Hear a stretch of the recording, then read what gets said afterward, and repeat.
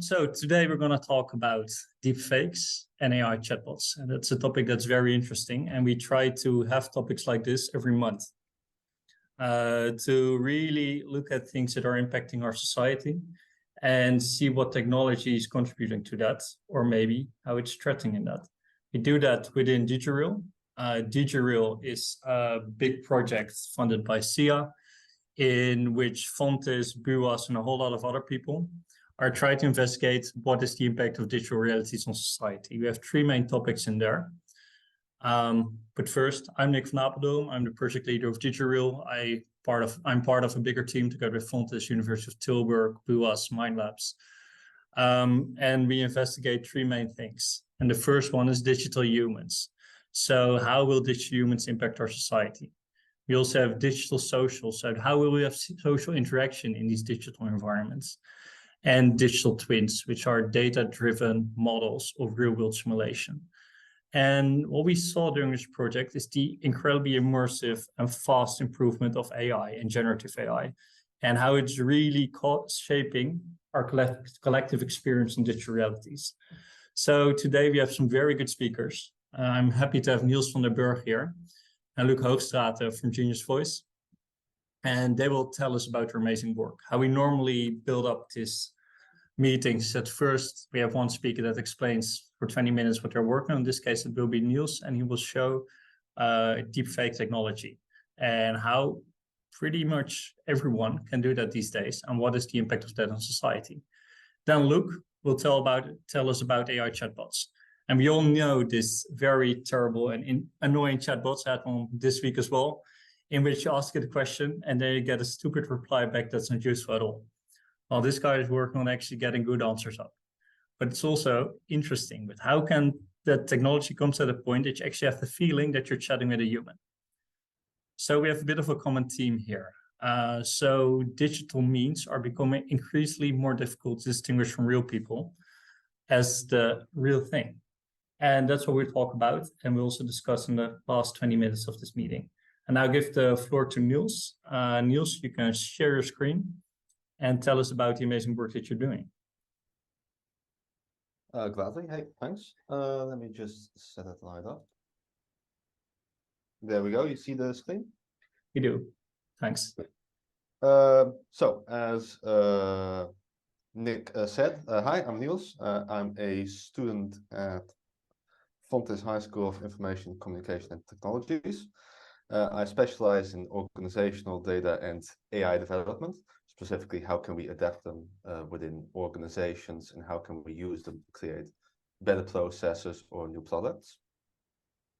And today, I'm going to talk with you about how we can use AI, deepfakes, and talking heads, how you can create them, how the process goes of making them, and how you might be able to use them within your own organizations. And then we're going to stop it really, well, round it up with a short bit about the ethical concerns that come with having these AI deepfakes and these deep voices that we can nowadays make. So, onto the technology part of this. So, to give you a quick insight, right now, with technology, we are thus far that we can create a audio-based deepfake of somebody with just using one picture. We do that by taking their voice and taking the picture of how they're talking, how they pronunciate things, and we can, based on that, create a deepfake of just one person with, let's say, platforms like HeyGen, that you can quickly see how their mouth moves and Nou ja, waar we zijn, het is op dit moment relatief duidelijk. We zitten nu op het punt dat we bijna of in de buurt zijn dat het mogelijk is om mensen en stemmen en gezichten enigszins met elkaar overeen te stellen. So as you see, you can already make quite a decent deepfake by just using one picture. And that's like with platforms like HeyGen or existing systems like Deepface Live. You can already get the result that you kind of want to represent, to show off how somebody is talking to you or how they are conveying information to you. Nou ja, waar we... Besides that, there also have been some significant developments quite recently in how you can use deep voices or do some voice cloning with platforms such as 11 Labs, or if you want to go in-house build with systems like Kokoi TTS that would allow you to create your own deep voice that, based off a set of text input, can create an entire voice based around that with their own pronunciations and their own interactions with you, so that you can, let's for example, generate a lot of information using systems like ChatGPT and put that into a voice cloning system to have that interaction with a script that you would usually need a actor or voice actor to tell them or to lead the script out loud.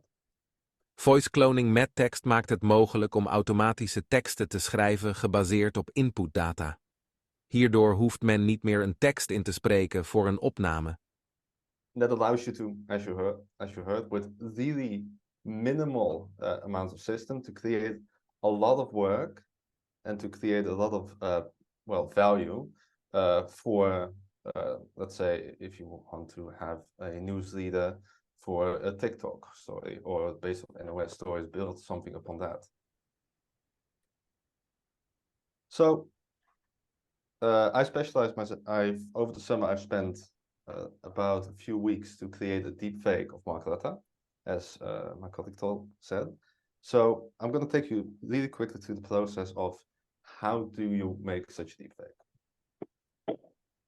Well, to start off, I made a deepfake of Mark Rutte to kind of get my fingers wet, see, hey, how does this work? The first issue with any deepfake, if you're going to make it like make the ones that I do, is you need to focus on where do I get this information from. In the case of Mark Rutte, it's quite easy. Every month or every week he has a regular speech that he takes, and we can take that speech as input. The issue being it's quite static, so we need to take a bit more of that data, but you can use that as a baseline for what's his face, how does he move around, how does he talk, and how does he look. So from those images, we take about, let's say, 2 to 10 hours of video, and we take each individual frame that's in there as input for the AI.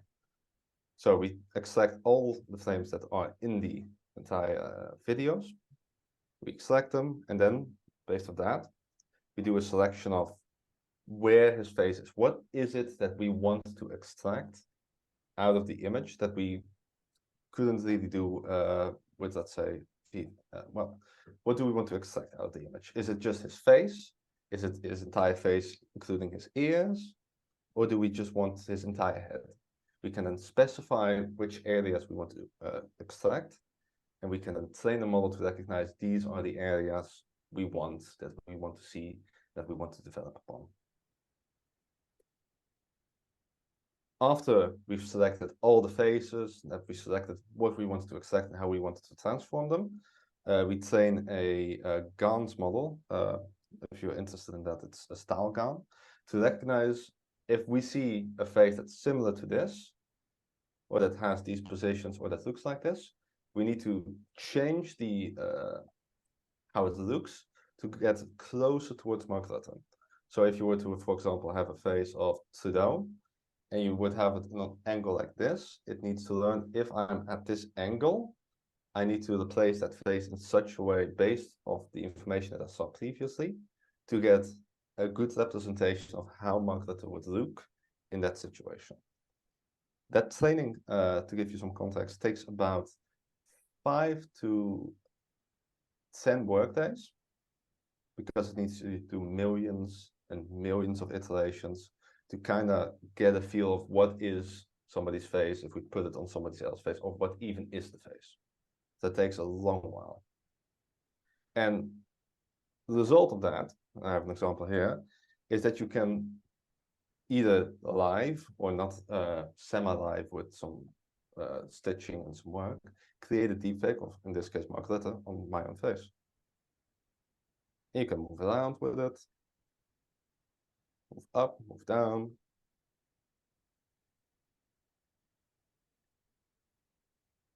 And the only limitation really being with this is you still need somebody to act out that it's Mark Rutte. You need somebody that takes the time, that takes his mannerism, that takes a seat, and that kind of knows how he should act to look similar to Mark Rutte. So to do that, during Mind Labs, we had an opening a few weeks ago, and we played around with, could we do this live? The answer was, well, yeah, we can do this live with about 1.5 second delay to create a deepfake of Mark Rutte or other people on these interviewers that are having a talk with each other. Ja? Zal ik heel even checken? I'm quickly turning the audio off. Yeah.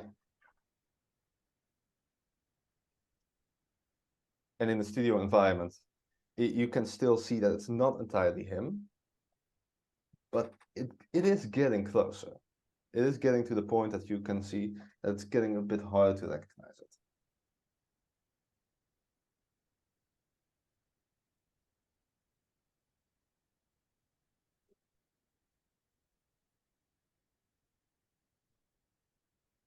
And the interesting part, of course, is you can also replace a woman's face with that of Mark Rutte, creating a quite interesting result, if you ask me.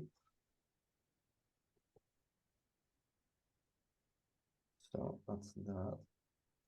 So the result of this training is that you get a quite realistic model of the person that you want to deepfake, but it is really time consuming. It takes about 10 hours, 1 to 10 hours of video footage to create a deepfake of a person. And depending on how good the quality of that video is, it could really impact the quality of the deepfake itself. So there might be other operations you might need to do, like image cleaning or image optimization or upscaling in some cases to get the quality out of the image you want. And beyond that, due to these reasons, it's an extremely expensive procedure to go through. Not expensive as thousands of euros, but a few €100 can easily go through it as you work on it and as you develop it.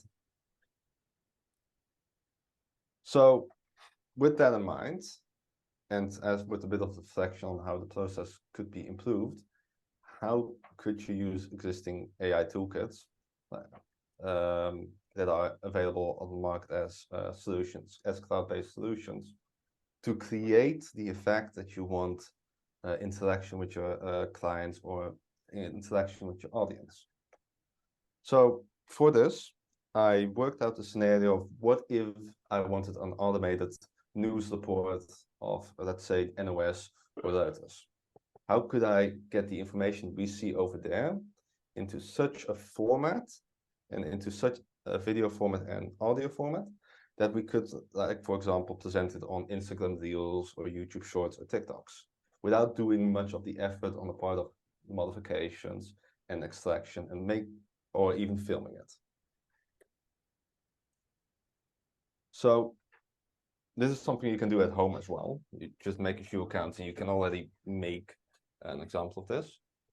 Let's say you have a set of information sources like NOS, Reuters, or even video footage that you want to describe, or voice footage that you want some information out of.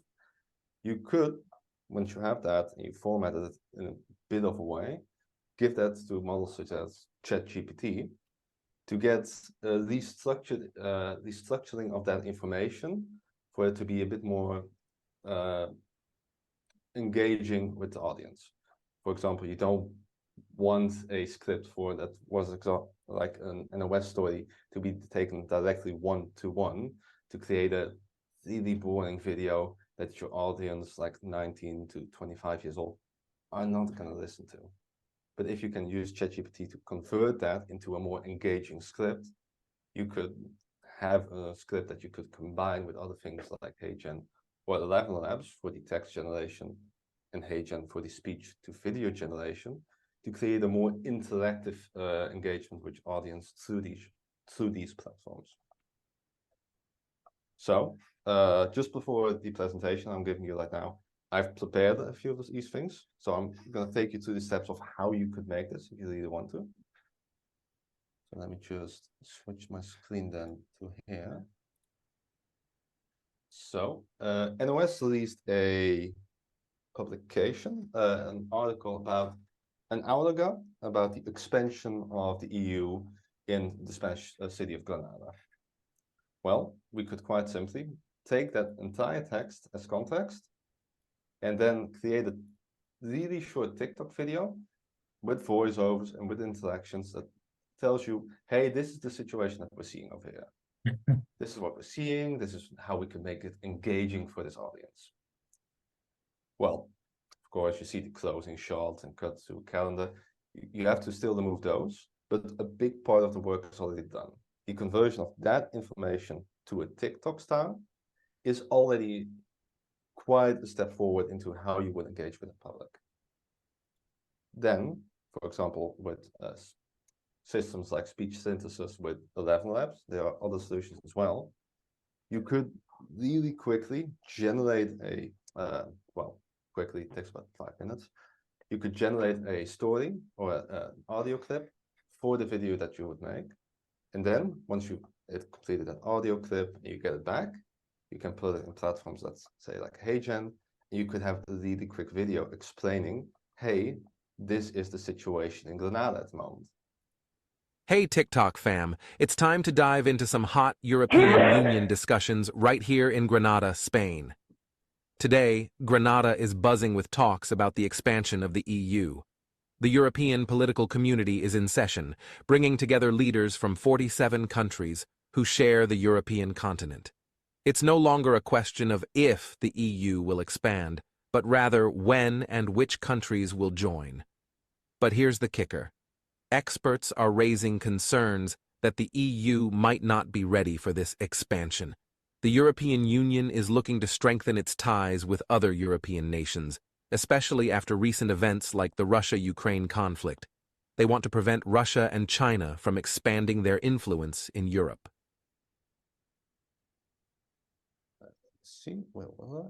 So with, let's say, 15 minutes of work, what could have taken me like a few hours of work over the summer to create a deep fake, you could already make something that's not as real, that's not that experience in which you have a real-time deep fake, but you have a close to real-time experience with, hey, this is the news, or this is the news breaking situation in Granada with the EU protest right there, over there. So let me just now switch back to that. So for that, I barely needed any hardware.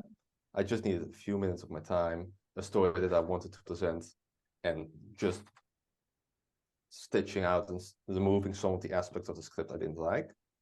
And I had no dependencies. I didn't need to go to the MindLab studio to sit down, have the talk, have somebody film it, put it into a video editing. I made it in like 15 minutes. And we already got the result that we kind of needed for that audience, despite the fact that it looks a bit too robotic for now. So in no time, we already had something. So that brings me to a few of the ethical considerations that we can talk about during the discussion after this. Like a few of the things that I often work with and have talked with people about is who actually owns the data. Like if I created a deepfake or I created a representation of your likeness, do you still own it to an extent? Who has the access to it, and how do we handle that relation between you and me as the one that's producing it in that interaction? Beyond that, we have issues like privacy. I can make a deepfake of you with just a few pictures now, with the developments that have happened over the last few months with like DALL-E 3 or similar methods. We can do it like with a few images, create a representation of you in like a scenario that you wouldn't like or in a studio, and get your likeness there. How do we handle that with privacy? And specifically, how would we need to protect people against this? Like if I can go to your Instagram story, take a few of your pictures and put it into a few of my AI systems to create a representation of you, how do we need to protect you against it? Do we need to make you aware of it? So that's a few things we could talk about during the discussion. But yeah, that's the presentation on my end. Yeah, thank you, Niels. It's interesting and scary at the same time. How you're still a student, can Mhm. do this in a couple of months of working on this topic, Mhm. and how this will also affect how we perceive reality and what we see in the media. Luuk, you will tell us a bit more about the work that you're doing at Genius Voice. You can share a screen. If you have any audio in your presentation, please don't forget to click the share audio button. Yep, of Afterwards, course. thanks. Yes, We, everybody can hear me? yes, but we still see the Canva. Yeah, I have to get it in presentation view. That's a small error on my end, but that will be fixed in 1, 2, 3, probably. Yep, there we go. Right, this is better? Thank you, Luuk. Yes, thank you. Floor is yours. Afterwards, we can discuss both topics and also relation between the two of them. Yes, thank you first of all, Niels, for your very interesting presentation and making us aware of how easy it might be to do some stuff with AI nowadays if you just know your way around some tools and everything. I think it's very cool that you were able to do that with such limited resources. Well, and I think on the one hand, my story aligns quite perfectly with Niels' story. But the thing is that there's no visuals in my presentation at all, and there will be no audio neither. Just for the simple fact that we are going to talk about the brains of a virtual human. Because what Niels just showed us is there's a human still there, inputting some text into ChatGPT and then putting it over there, and then this is the output, and that might be automated at one point as well. But up until that point, we are trying to give, computers, virtual humans, brains by implementing AI. And of course, well, first of all, I will introduce myself in Genius Voice. Then I'm going to start I'm going to talk about the situation before large language models like ChatGPT and Bard came to the Netherlands. It came to the world. There's of course some risks, right? And I put them right, early in the presentation because they're just very important. And then I'm going to tell something about how we solve those problems and about cases. And in the end, I even have a little gift for everyone who wants a free gift. So who doesn't? So I'm going to start to talk about the time before large language models. Okay, how did we give computers like bots or robots, whatever? How did we tell them what to do? Right? How did we tell them what to think? And what we basically did is, if someone says this, then please reply with this. Right? It's an if this, then that thing, and there might be some other stuff going on with APIs or fulfillment or whatever. But that's the basic gist. And right, the thing where we saw that most is in chatbots and in voice bots. And well, the public has spoken. In 2021, there was this big survey conducted by the Dutch government, basically, which said, okay, 80% of people actually hate, not dislike, but hate talking to a chatbot. Okay, and I think you started the presentation today with something like that as well, right? So I thought that was quite funny, and this is also a thing that we have noticed. But the thing is, we didn't have anything else in our toolbox. It's easy as that, right? So we had to do it like this, and that led to a user experience that just wasn't optimized, right? But then all of a sudden, I think a small year ago now, we saw the introduction of ChatGPT. At least the first thing that everyone could use, right? We played around with GPT-2, I think 3 years ago already, right? And we were very excited about the possibilities, but we were still working with the inferior option, let's say it like that. And now there's ChatGPT, and all of a sudden, all of our problems are solved, and all computers understand us all the time, right? Well, that's not true. Sorry, I wouldn't be in business if that were true, to be honest.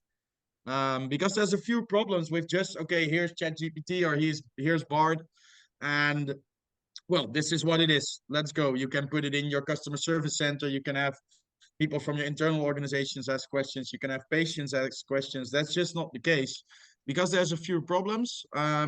I'm going to talk about them, and after that, talk about a bit about how you could mitigate these risks or solve those problems. Well, first of all, there's hallucinations, right? So at times, if you ask something to a large language model, and they will come back with an answer, and they will always sound like they are completely sure about their answer, right? But that's actually very hazardous, as they are prone to hallucinate, which means that at times they just invent facts, right? For example, pricing of products, for example, which is just a really concrete number. For some reason, it goes off the rails quite a lot in that very simple scenario. And that's something that we are trying to solve at Genius Voice. Then there's this other problem of there being no recent data in ChatGPT or in Bard or whatever. Some large language models might differentiate themselves on a few of these points, but all in all, these are just overarching problems, right? So there's no recent data in these large language models, normally speaking, which means that right, everything that happened after March 2022, I think that was the newest date. Yeah, it will just not be there. It will just not have happened, which can be very hazardous for in millions of ways, to be honest. And also, ChatGPT doesn't know what Genius Voice is. It probably doesn't know whatever is, right. It's just there's lots of things that it doesn't know.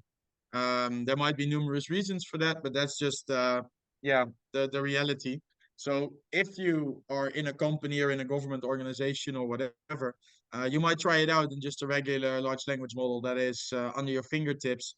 And at one point, it just doesn't know certain things, right? It's good if that's internal information that's not for public use.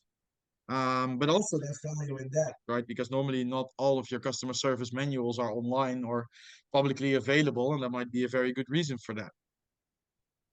And the final thing, and this is also something that Niels was telling us about, and is ethical considerations. And that's the problem of where does my data go? Right? Yeah, it goes to Microsoft, and yeah, okay. So then I'm going to send every customer query, for example, I'm just going to send it over to Microsoft or to Google or to whatever other cowboy company that made a large language model. And that's usually that just doesn't fly for every organization. And that is something that we are trying to solve at Genius Voice, right? So hallucinations, no recent data being in there, not all information about your company being in there, company or organization. And well, there's some privacy concerns, right? That we try and solve, right? How do we do that? We take data sources that are specific to a company. So there might be a website, there might be some manuals, there might be some knowledge bases, there might even be some very, very old documents in a drawer somewhere, right, that are just on paper, right? You can scan it in, put it into a PDF, and then input it into our system. Right, and then we more or less train an AI that takes the best parts of ChatGPT, takes the best parts of Bard, and output an AI bot that knows everything about your company, or at least about the things you want the bot to know about, right? So, and at that point, you can implement it on certain channels. So if it's just a chatbot, like we all know, you probably put it on your website and maybe hook it up to Facebook Messenger. And if people are calling you a lot, you might even put it on the phone. And if it's for internal use, you just put it on your intranet. Right? It's just it works the same as a normal chat and voice bot, but it's just a lot smarter, right? And after that, of course, people have to monitor it and optimize it because it's never finished. It's still AI. There's still some risks involved, but again, right? I had a talk with a customer a few days back who told me, okay, yeah, the AI made some errors, but I still need to hire the first person that will not make an error, right? And that's where this thinking begins of innovation. Right, there's still risks, but they are quite mitigated. And I will tell you something about our customers' cases as well, and also talk about a bit about, okay, how do they mitigate these risks even beyond our systems, right? Because usually, what are they used for, these AI bots, right? And virtual humans in the future, because I'm now constantly talking about AI bots because that is my expertise. But all in all, right, if I'm talking about putting an AI bot on a channel like your website, that could just as well be a virtual human who speaks, right, through the infrastructure Niels just proposed. for his article, right? For writing these articles or making these TikTok videos. It's all just the same basically. Only the virtual human is a better way of conveying information, just because, right, we have conversations with humans all day, and yeah, just listening to a robot or reading, it's hard for some people. It's not the perfect thing, not the perfect thing to do in every situation, right? So usually they use for consumer questions, so just as a direct to consumer chatbot. Might also be used for employee questions, right? Put it on the intranet. Where is this? How does parking work? Where is this office? Whatever, it's used for everything. I will go into a certain case where an AI bot summarized conversations and and saved a company a lot of time, basically. And in the future, and maybe also now already, but again, just because of the risks of using such an AI, we as Genius Voice are not yet focusing on these things, are patient questions and client questions.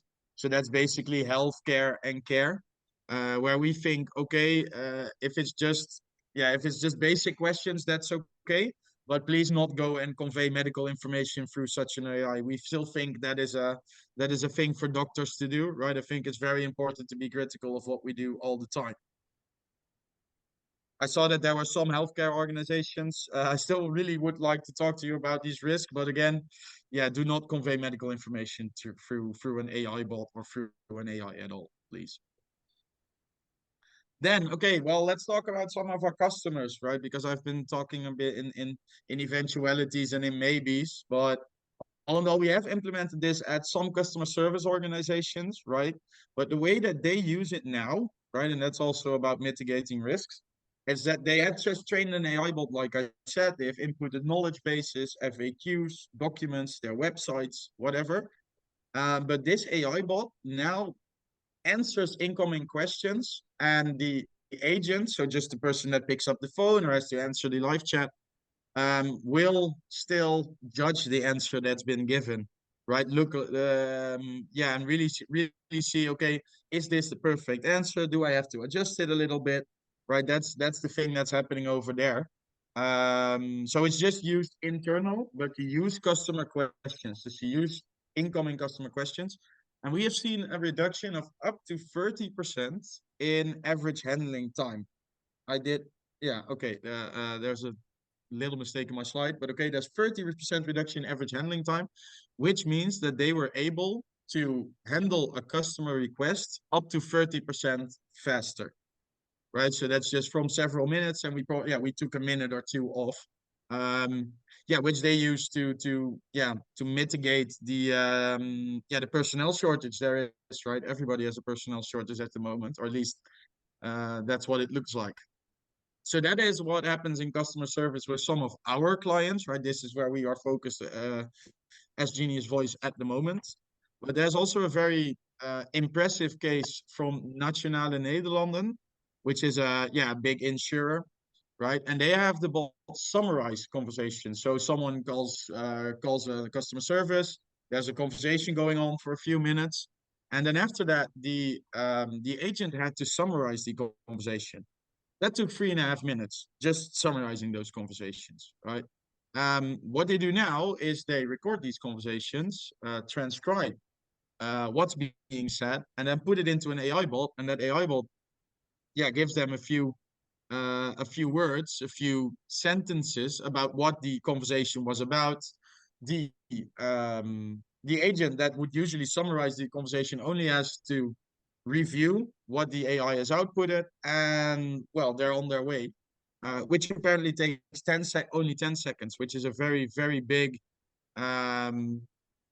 improvement, right? Because there's just way less time involved in doing this, which they also use to reduce staff shortages. They were talking about 50 FTE, which on an organization of several hundred FTE is quite significant, to say the least. And that's only the beginning, guys. It's just we're still at the start of the large language model revolution, and there's already some very cool applications of it, and also lots of money to be saved, to be honest. Right, and well, where we could implement this as well, because what we see when we are talking to customers, we're just at the beginning of the AI revolution. And we are now focused on customer service, but when talking to people from a company, yeah, there's usually numerous use cases they come up with, right? So in customer service, that's the most easy one. But there's also a thing in logistics where there's lots of questions about packages and where do we do this, and there's lots of different systems apparently in these companies that you may want to extract information from in one interface. That's where such an AI bot is used. In production facilities, right? There's lots of manuals over there, so it could be used there as well. And yeah, at HQ, just for the hook it up to your enterprise resources planning system. And yeah, there's lots of value to be gotten there as well. Because having to go to someone to ask a question is just also time consuming, annoying, expensive, whatever, right? You name it. And that is why the hard thing is at the moment for AI bots as well. Is okay, where's the initial value? Where do we start? Right? The companies that I talk to know they have to start, they want to start, but okay, where do we start? What are we going to do? And well, that's usually the thing where we come in and talk to them. And up until now, that has been customer service quite a lot. But I am also in talks with other companies about all of these use cases that are listed here. And of course, again, right, this could be done with virtual humans in the future.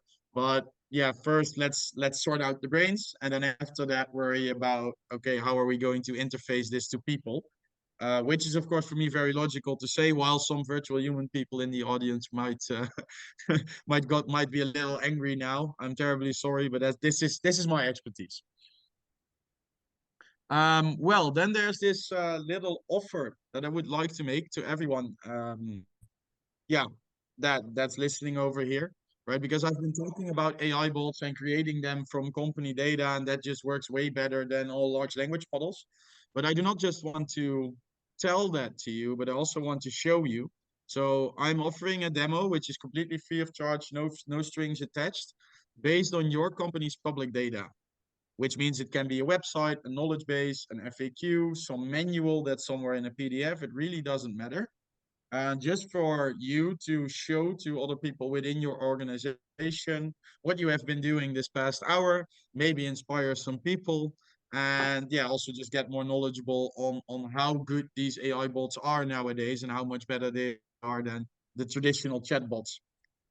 How would we do that? Just get in contact with me through the Genius Voice website, the phone number that's listed here, or through my LinkedIn. And then I would be more than happy, to start up the discussion with Niels and all of you. So thank you very much for listening, and let's dive into it.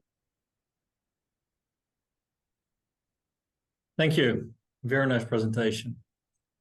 So we have a lot of smart people in the room, so I really would like to also see your point of view on it. If you have a question, you can speak up. If more people try to answer a question, you can raise your hand, and then we try to facilitate it a bit more structurally. But I think a lot of inspiring things have been said, but also a lot of challenging things has been said. So do we have a question from the audience first? Yeah, I have one. I have a few actually, but Go one, first. Luuk, you said 80% of people hate talking to chatbots. I remember not so long ago, I had an issue with Bol, and I got this chat, and in this chat, at a certain moment, I got really frustrated, said, can I please talk to a human? And then the answer was, I am a human. Because these are humans that are just following scripts. So I don't think it's the nature that it's a chatbot or not, but it's the scripted interaction that is really annoying. And what you really want is an intelligent conversation. And I really wouldn't mind that being a chatbot. So is this just a state of the art of technology that makes people frustrated? Or is it the fact that it's not a human but a chatbot? I think it's a very interesting question. And right, probably know about the Turing test, that at one point it will not, you cannot distinguish talking to a human or a bot. But I think there's an assumption on the underlying that bots are scripted and humans aren't. Right? Humans are smart, computers are stupid. While that is absolute, that doesn't have to be the case. The thing is that this research from the Consumentenbond was from 2021, which is the situation before large language models, where at least the chatbots we're always scripted. Yeah. Right. So I think you're completely right in saying that scripted is the problem. And yeah, the cool thing is that I don't know how experienced you are with large language models, but yeah, there are a lot, but they are not scripted, right? There's still lots of things that could be done better, to be honest, but at least it solves a few problems. Yeah, it brings me to my next question, because you also said, you know, chatbots can sound very certain about what they say, but they can hallucinate. So in your example where you reduce 30% ATH, you make humans trust the chatbot, and if you're not sure if you can trust it. So my question is about, what does it mean for what you require from the human people working with the chatbots? Should they become more expert when they work with chatbots? I think the perfect interface, and I think that also ties into virtual humans, to be honest, ties into what we already know, right? This technology is there to serve us and not the other way around. So I think the thing is that for us as an AI bot developers, we should be trying to have these bots adhere to the people and not the other way around. I think that is a very important way of thinking about that. And again, the hallucinations, right? That is something, just ask ChatGPT and it will not say, I don't know, at least not as, yeah, right? Our bots are just only, trained on certain data sources, and there's lots of complicated technical stuff going on. But they will say, I don't know, way quicker, right? And I think that is something that we find very important, that right, just do not bluff, right? If you don't know, you don't know. And that might be very harmful if all these bots just keep hallucinating and the trust of people goes up, right? That's where a big risk is for the space, and I think the coming few years. Yeah. Thank you. Do you have some more questions from the audience?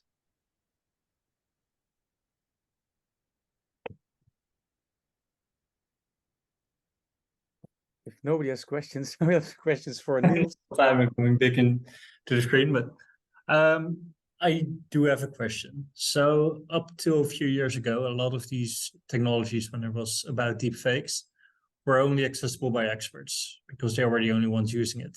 Now they're available for pretty much everyone in the public who is willing to spend some time in it and a little bit of money.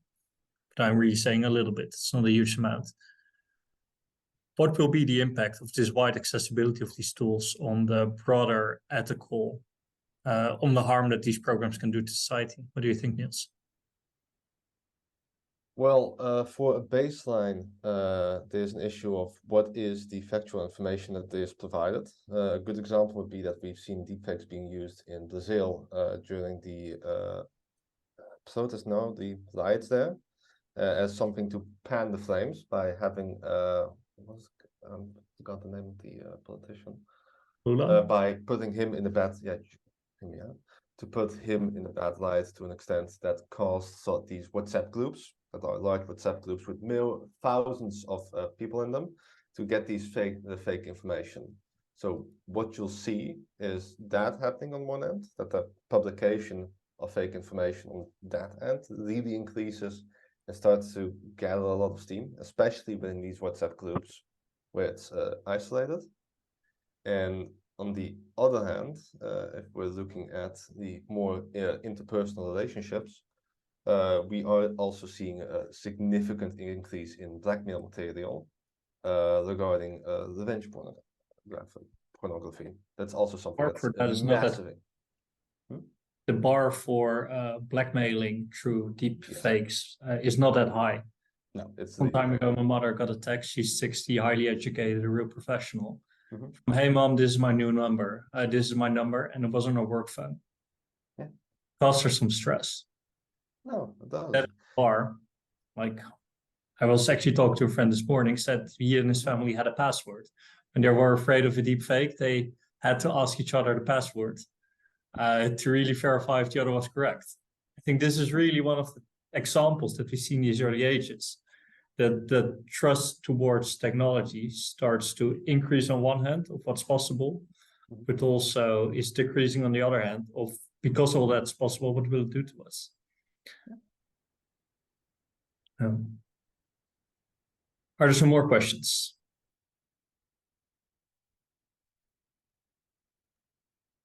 I think I had a similar case that just a few weeks ago, it was in the news that I think somewhere in Brabant, a little village, some schoolboys made a porn video from girls in their class, just a fake video.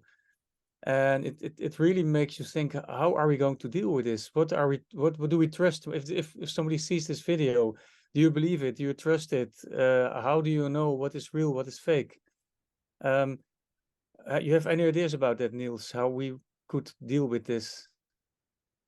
Well, on one end, for now, as you saw, the deepfakes are getting more realistic. They are getting better, but we can, for now, that's the magic word, detect if it's a deepfake.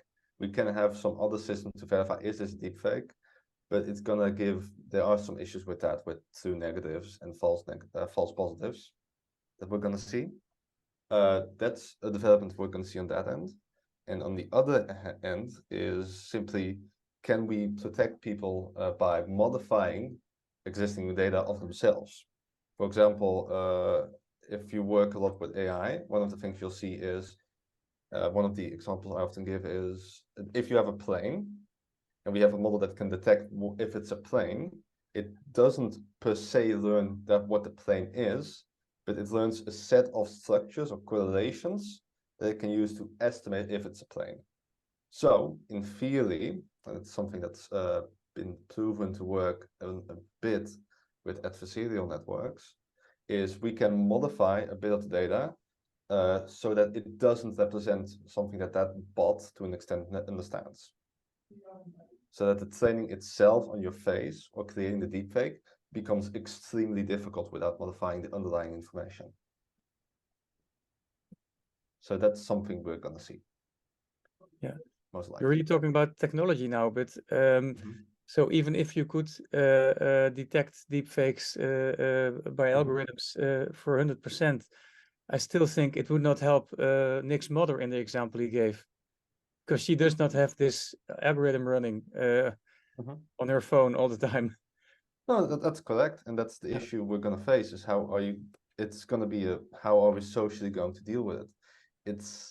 I do agree, you can't technology your way out of that issue, but we need to figure out some structures that can work with that to an extent. Hasn't that problem also arisen as soon as Photoshop became commonplace? Yep. Right? Right. At one point it was, okay, it's on the screen, so it's true. Now it's, okay, it's moving, so it's true. And yeah, that will also cease to be the case. Right? I might think that that might be a solution to that problem. Or at least, how did that work for Photoshop? I really don't know, to be honest. I think in a way this happened since we started living in cities where that became too big to know everybody personally. And then we invented identity papers and I don't know, whatever. So probably we have to make a next step in that, I guess. I don't know what that step is. I have another question.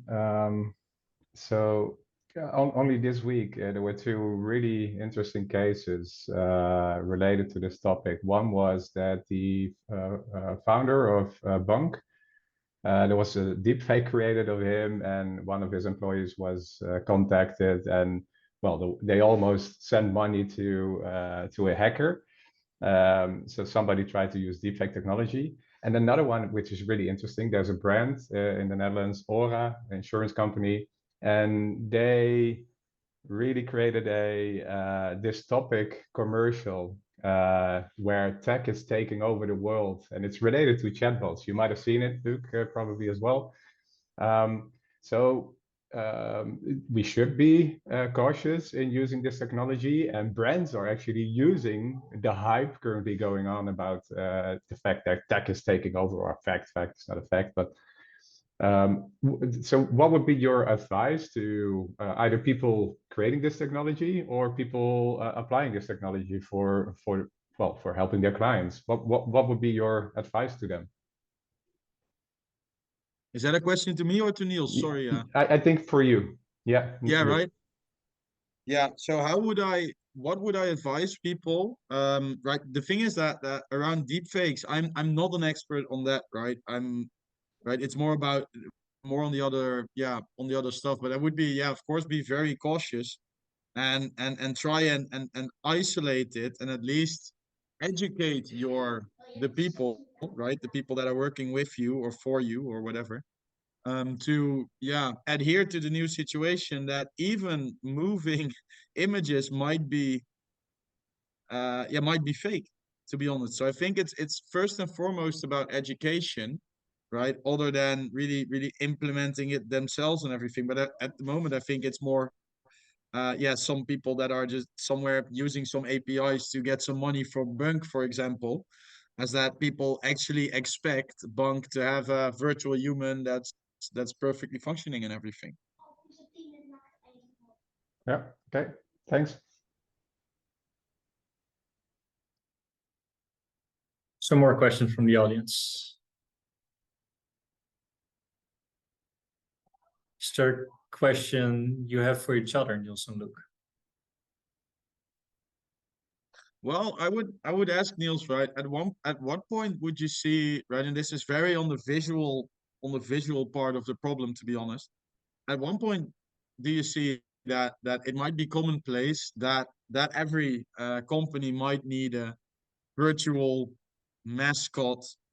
Is that even a thing? But right, because the things you just showed is very expensive. I can still see, right, that it's different. How do you see that development go?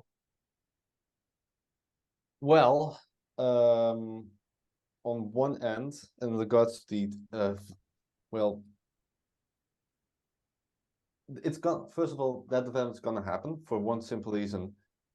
For example, let's go with the Jumbo. You had the Jumbo guy in the advertisements. I forgot his name, but he also went into the movie and the series Undercover. So that creates a bit of a negative relationship between, hey, he was in Undercover playing this drug lord, and then he's also starring in our advertisements as the happy-go-lucky family man. Yeah, that doesn't work with our branding.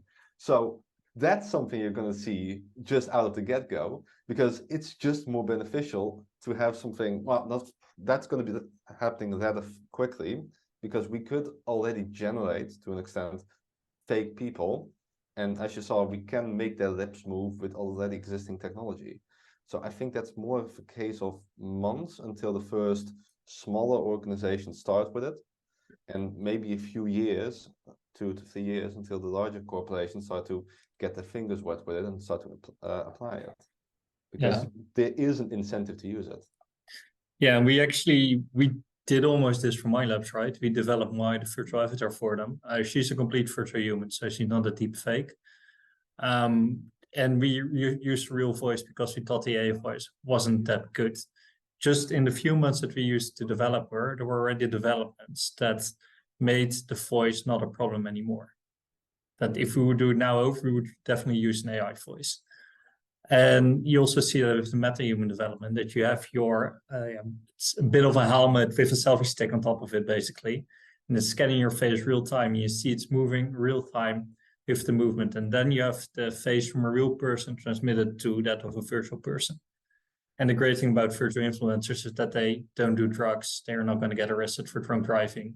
They're not going to get a lawsuit behind their back that's going to affect your company. At least they are doing it, ask them to do so. So that's where I see potential. But can there also be deepfakes of virtual humans? Yeah. Probably, yeah. So they will also maybe be portrayed like drug users, or And then there's also the ethical thing of us creating virtual avatars that are just completely perfect to sell stuff. Yeah. Right. I agree. Yeah. It makes me a bit cynical, to be honest. Yeah. It's also something we would like to try to avoid, and also don't use it to sell stuff, but actually to contribute to society. Because that is with all these technologies. You see that a lot of tech is becoming available for a wider audience, and a lot of this is just used to make more money or to sell more stuff. And that is what we try to investigate together with you guys, together with the audience, and how can we make this stuff actually do something good for society, instead of just being a pain in the ass for the future. And thank you. there's some really promising stuff in healthcare, right? And in care for having older people interface with such an AI, which I think is a very cool thing to be adding value to be honest, in the future. Right? It's Exactly. not all cynical, but Yeah. No, cool. absolutely. Thanks a lot for your time. I hereby would like to close the meeting. Thank you so much that you freed up this time to make this presentation, gave these presentations. I think, yeah, we will definitely watch you guys in the future, because where will we be in a couple of years? Because what you show, like ChatGPT is only 1 year there, and it's already having a massive impact on our society. Where will we be in another year? Same for the deepfake technology. It's not a question of years, it's almost months. And that is scary at the same time, but also deeply fascinating to figure out how it will play out in the future. Thanks a lot. Have a good day. And yeah, please join for next meeting. It's always on the first Thursday of every month. So the next one will be in November. I believe it's the second from the back of my mind. And it will probably be about serious gaming for nature. Thanks a lot. Bye-bye.